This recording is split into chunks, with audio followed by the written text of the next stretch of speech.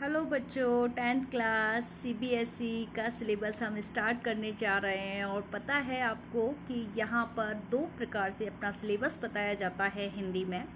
और ये हमारा पार्ट ए और पार्ट बी में डिवाइड किया है। पार्ट ए की शुरुआत की जा रही है और जो पार्ट ए के स्टूडेंट्स हैं वो ये अच्छे से देखें वीडियो, और ये क्षितिज नामक बुक को भी अच्छे से पढ़ें। और कोई भी क्वेरी होती है तो आप मुझे ज़रूर बताएं। अब देखिए, हमारा ये क्षितिज बुक है पार्ट ए, अपना ये हेडिंग लिखा हुआ है, ये ज़रूर देख लें जब आप सिलेबस परचेज कर रहे हो उससे पहले। और देखिए, हमारा सबसे पहले हमें विषय अनुक्रमणिका देखनी है। इस बुक के अंतर्गत आपका क्या मैटर आ रहा है ये भी हमें जानना आवश्यक है। देखो, ये जनरली आपका आमुख होता है या पाठ्य पुस्तक से रिलेटेड जो भी इनमें मुख्य बिंदु दिए होते हैं ये भी हमें रीड करना चाहिए। और ये पुस्तक का जो भी समावेश है, जो भी सिलेबस में आपके लिए इंक्लूड किया है, पूरा इसमें दिया हुआ है। और ये अपना एक लिटरेचर सब्जेक्ट है। लिटरेचर सब्जेक्ट में आप जितना अच्छे से पढ़ोगे, ध्यान रखोगे, तो आपके कॉन्सेप्ट भी क्लियर होंगे और छोटी छोटी बातें भी बहुत इम्पॉर्टेंट होती हैं, हमें ये इग्नोर नहीं करना चाहिए। मैं जनरली हर बच्चे को यही बोलती हूँ कि अपनी बुक की शुरुआत करते समय इन सारी चीज़ों को ज़रूर देखना चाहिए। और हाँ, अब हम आ गए अपने विषय अनुक्रमणिका पे। और विषय अनुक्रमणिका के अंतर्गत अपना सूरदास जी आ रहे हैं, तुलसीदास जी हैं, जयशंकर प्रसाद हैं, सूर्यकांत त्रिपाठी निराला हैं, नागार्जुन हैं और मंगलेश डबराल भी हैं। देखिए, नेक्स्ट पेज पे गद्य खंड दिया हुआ है। स्वयं प्रकाश, रामवृक्ष बैनीपुरी, यशपाल, मनु भंडारी, यतेंद्र मिश्र और भदंत आनंद कौशलायन। इन सभी चैप्टर के अंतर्गत आपका पार्ट ए का क्षितिज नामक बुक कंप्लीट हो जाएगी। उससे पहले ये हमारा एक काव्य खंड दिया हुआ है और ये आपको नॉलेज के लिए होता है। ये तुलसीदास जी के द्वारा लिखा हुआ काव्य खंड है।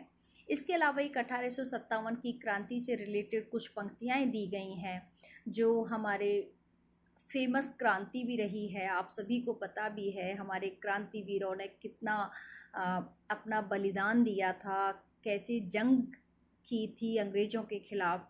उन सारी बातों को बताते हुए कविताएं हैं जो ओज गुण को प्रसारित करती है। अब ये हमारे सूरदास नामक चैप्टर है, फर्स्ट चैप्टर, जो एक जनरली परिचय होता है वो हम एक बार ज़रूर देखेंगे। ये जैसे अपना जो टाइटल होता है ना, तो टाइटल से रिलेटेड ये ज़रूर देखना चाहिए कि इनका जन्म कहाँ हुआ है, इनकी कृतित्व कौन कौन सी हैं और फेमस कृति कौन सी है। ये हर बच्चे को बहुत अच्छे से पता होना चाहिए। और जो ये अपना जीवन परिचय है, जीवन परिचय के अंतर्गत बहुत सारी चीज़ें दी हुई हैं। देखो, इसी में से मैं थोड़ा रीड करके आपको बता रही हूँ। सूरदास जी का जन्म सन 1478 ईस्वी में माना जाता है। एक मान्यता के अनुसार उनका जन्म मथुरा के निकट रुणकता या रेणुका क्षेत्र में हुआ, जबकि दूसरी मान्यता के अनुसार उनका जन्म स्थान दिल्ली के पास सीही नामक एक जगह है, वहां पर माना गया। महाप्रभु वल्लभाचार्य के शिष्य सूरदास जी अष्टछाप के कवियों में सर्वाधिक प्रसिद्ध माने गए हैं। वे मथुरा और वृंदावन के बीच गऊ घाट पर रहते थे। श्रीनाथ जी के मंदिर में भजन कीर्तन करते थे। सन 1583 में पारसौली में इनका निधन हो चुका था। उनके 3 ग्रंथ हैं, सूरसागर, साहित्य लहरी, सूरसारावली, जिनमें सूरसागर को बहुत प्रसिद्धि मिली और सर्वाधिक लोकप्रिय भी माना गया है। खेती और पशुपालन वाले भारतीय समाज का दैनिक अंतरंग चित्र और मनुष्य की स्वाभाविक वृत्तियों का चित्रण भी सूरदास जी की कविताओं में मिलता है। सूरदास जी का वात्सल्य और श्रृंगार भाव में कविताओं का श्रेष्ठ उदाहरण है। और भगवान श्री कृष्ण के प्रति खासकर बाल रूप का ज़्यादा वर्णन है, वात्सल्य रूप का विशेष वर्णन किया है सूरदास जी ने। और श्रृंगार रस का भी वर्णन है इसमें, गोपियों और श्री कृष्ण के प्रेम का भी विशेष वर्णन किया है सूरदास जी ने। और ये श्री कृष्ण भगवान के भक्त थे या श्री कृष्ण भगवान को अपना आराध्य मानते हैं, उन्हीं के विषय में इन्होंने अपनी कविताओं की विशेष रचनाएं की हैं।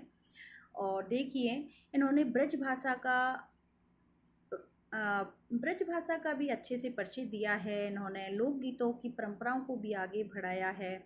तो भगवान श्री कृष्ण और सूरदास जी का अटूट संबंध माना जाता है। जब सूरदास जी की बात आती है ना, तब अपने आप ही मन में ये विचार आ जाते हैं कि भगवान श्री कृष्ण के विषय में ज़रूर कुछ ऐसा मिलेगा सुनने को जो अच्छा लगेगा। उनकी कोई कविता ऐसी होगी, उनके बाल रूप का वर्णन होगा या रास रूप होगा या गोपियों से संबंधित कोई ऐसा तथ्य होंगे, काव्य होगा, कुछ ऐसी पंक्तियाँ होंगी जो हमारे मन को बहुत अच्छा लगेगा।